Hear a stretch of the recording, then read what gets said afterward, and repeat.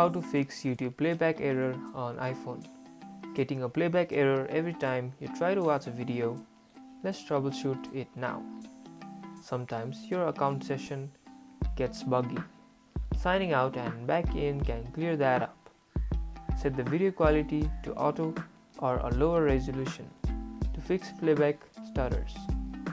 Resetting the network settings helps resolve deeper connectivity issues.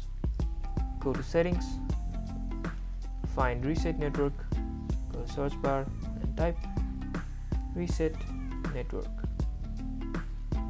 and just click Reset and click Reset Network Settings.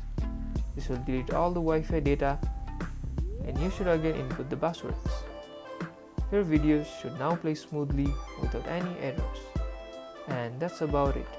If you guys enjoyed this video, or if this video managed to help you, don't forget to smash that like button and subscribe for more videos like this.